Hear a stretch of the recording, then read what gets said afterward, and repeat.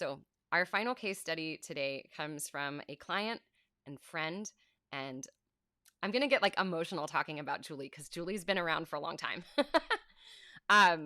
When I reached out to Julie last week and asked if I could highlight what she's done because she's done amazing things, she sent me a story of what has happened over the past 4 years.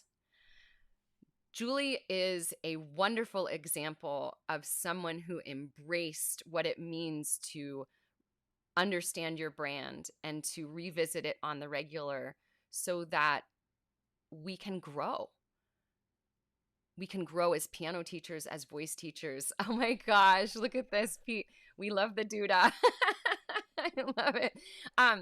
What Julie has done is incredible. Little tiny backstory here. Julie, initially, we worked one-on-one together, and we were, our goal was to, kind of streamline what was happening in her studio and to make her job easier and more fun.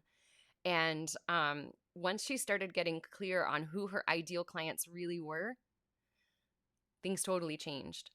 And, Julie comes from a background where she was a classroom music teacher. And I've talked about this before in the past. I think classroom music teachers, there's this thing that happens in the classroom where and it's a good thing. This is a good thing. As a classroom music teacher, you accept anybody into your classroom, right? And I'm so thankful for all the classroom music teachers that are out there. Shout out to all I feel like I should do like the Hunger Games salute to all of the classroom music teachers out there right now, because is it 2 fingers or is it 3 fingers? I think it's 3. Y'all help me out here with the tween stuff. To all the classroom music teachers who are out there right now, hats off to you. You are incredible. What you've been through in the last 2-3 years is insane.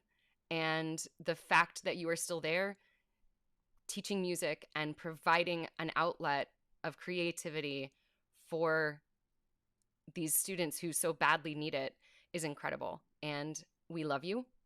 And, we could not do what we do as independent teachers if it weren't for classroom teachers. Off my soapbox now. So, yes. Okay. So with Julie, coming from a classroom teacher background, there's this, there can be these blocks around really niching down to ideal clients, because as a classroom teacher, we're taught to teach everybody. But when Julie was able to really hone in her ideal client and understand who she wanted to work with and give herself permission to understand that not every inquiry for her student was a good fit, and that was okay to say no, she ended up with a studio that's full of the most delightful students that are a joy to work with. And parents and students who respected her policies and her prices. So that was step number 1. And then something happened. Julie started leaning into marketing in a way that she hadn't done before. And now Julie is a natural marketer. She really is, because she loves to document what she does. She is so good at taking pictures and so good at taking videos and putting things out there so that people can understand what happens in her studio. Like, I wish that I was a 10-year-old and can take piano lessons with Julie, because it looks like such a fun time. When she started doing this, she started understanding that other teachers would see what Julie was doing and go, wow, I can't do that. Or they'd ask, how did you do that? And she started realizing that all the work that she had been putting in to creating resources for her own studio, she found that she had a new niche, and she launched a new part of her business. And she has become a multi-income stream business now.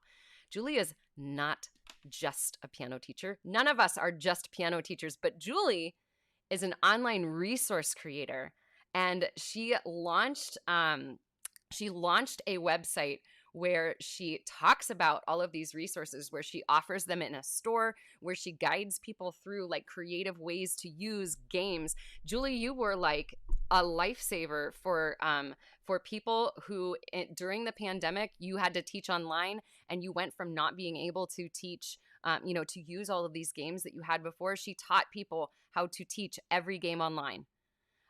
So Julie found this new niche and she was able to really embrace what she does. And y'all, wait till you see how beautiful this is. So let me get the screen share up here. Okay, so Julie went from having a website that just focused on her students to focusing into what really feeds her soul here, and that's supporting teachers and creating resources and allowing teachers to embrace the fun and creative side of being a piano teacher. So her new website here speaks very clearly to who she works out. Oh yes, super shout out to Studio Rocket Web Design. Jana did such a beautiful job with crafting this all together. And Julie's the one who learned how to speak to these ideal clients. So she's able to say, hey, we offer innovative music teaching resources for the creative music teacher who wants her students to learn music with excellence and enjoy the journey. And she was able to get beautiful branding shots. Your son took these shots, didn't they? Julie's here. So I think your son took these pictures. If not, remind me who took them because they're so beautiful. She was able to craft a website that is super easy to navigate. And that's one of the things that she worked on last year, which was really interesting. So, Julie's gone through multiple versions of branding exercises in order to get really clear on what is it that people see and how can I make this easy for people to navigate. Because, and I'm going to come back to her site in a moment here, a big part of branding is client perception. And if we aren't able to put the hard work in to figuring out what people see and what people need, and how can we put these things together in order for our, for our websites and our socials to be easy to navigate and communicate things clearly, then what happens is that if we aren't able to do those things, what happens is that clients kind of drop off, right? They get lost in the process. So what Julie discovered through doing some deep work, she did a mastermind with me last spring, and she got input from teachers that, it was too hard to find things. So she was able to figure out that part of what she needed to offer, she shifted the way she's doing her offers. She made it easy for people to find exactly what they needed.